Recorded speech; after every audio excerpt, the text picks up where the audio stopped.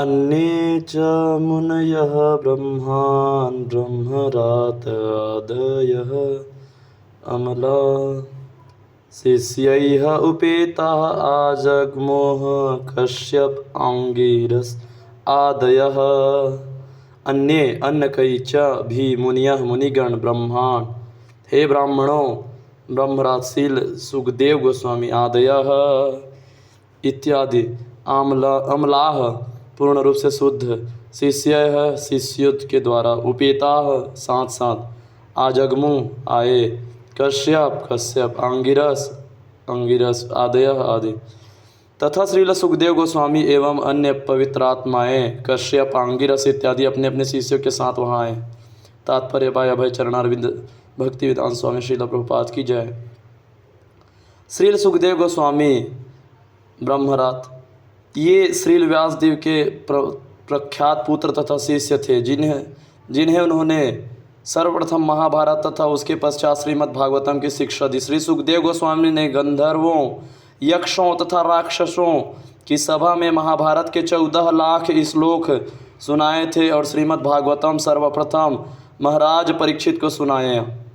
उन्होंने अपने पिता से सभी वैदिक साहित्य का गहन अध्ययन किया।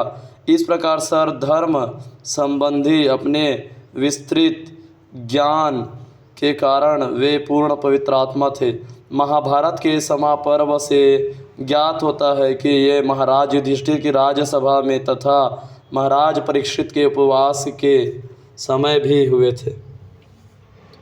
श्रील व्यासदेव के प्रामाणिक शिष्य होने के नाते ये अपने पिता से धार्मिक सिद्धांतों तथा आध्यात्मिक मूल्यों के विषय में विस्तार से जिज्ञासाएं करते रहते थे। इनके पिता ने इन्हें वह योग पद्धति सिखलाई जिससे वैकुंठ प्राप्त किया जा सकता है। उन्होंने कर्म तथा ज्ञान का अंतर आत्म साक्षात्कार करने के साधन चारों आश्रम अर्थात ब्रह्मचर्य गृहस्थ वानप्रस्थ और संन्यास आश्रम पूर्ण पुरुषोत्तम भगवान का दिव्य पद उनके साक्षात दर्शन करने की विधि ज्ञान प्राप्त करने वाला सुपात्र पांच तत्व बुद्धि की अद्वितीय स्थिति भौतिक प्रकृति तथा जीवन की चेतना जीव की चेतना स्वरूप सिद्ध व्यक्ति के लक्षण शरीर के सिद्धांत प्रकृति के गुणों के लक्षण नित्य इच्छा रूपी वृक्ष तथा मनोवैज्ञानिक कार्यों के विषय में शिक्षा दी।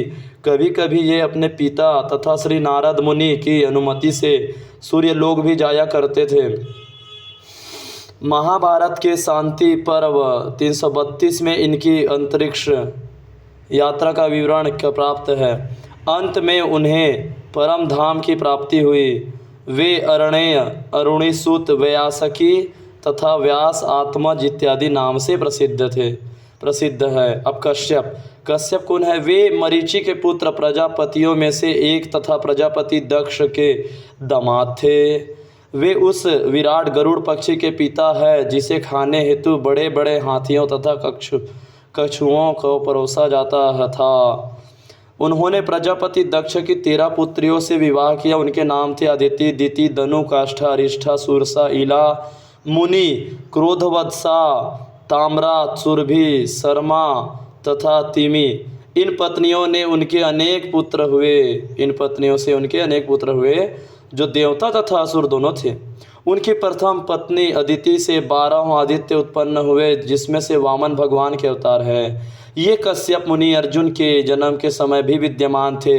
परशुराम ने इन्हें समस्त विश्व भेंट किया और बाद में इन्होंने परशुराम को विश्व के बाहर आने की आज्ञा दी। इनका दूसरा नाम अरिष्ट नेमि था। इनका कश्यप मुनि का। ये ब्रह्मांड की उत्तरी दिशा में निवास करते हैं। अब अंगिरस कौन है भाई? तो ये महर्षि अंगिरा के पुत्र हैं और देवताओं के पुरोहित बृहस्पति नाम से विख्यात है। कहा जाता है कि द्रोणाचार्य इनके अंश अवतार थे। शुक्राचार्य असुरों के गुरु थे और बृहस्पति ने उन्हें ललकारा था। उनके पुत्र कच्छ ने सर्वप्रथम भरद्वाज मुनि को आग्नेयास्त्र प्रदान किया। उन्हें अपनी पत्नी चंद्रमासी से जो कि एक विख्यात नक्षत्र है अग्निदेव के समान 6 पुत्र प्राप्त हुए। वे अंतरिक्ष में विचरण कर सकते थे अतएव ब्रह्मलोक तथा इंद्रलोक में भी जा सकते थे। उन्होंने स्वर्ग के राजा इंद्र को असुरों पर विजय प्राप्त करने की सलाह दी। एक बार उन्होंने इंद्र को श्राप दिया जिससे उसे पृथ्वी पर सूकर बनकर आना पड़ा। वह स्वर्ग वापस जाने से अनिच्छा व्यक्त करने लगा। माया की आकर्षण शक्ति ऐसी होती है कि सूकर भी धरा के घर द्वार को छोड़ना नहीं चाहता, भले ही इस बदले में स्वर्ग मिलता हो। वे विभिन्न लोकवासियों के धर्मोपदेशक थे। हरे कृष्ण कृष्ण कृष्ण हरे हरे, हरे राम राम राम हरे हरे।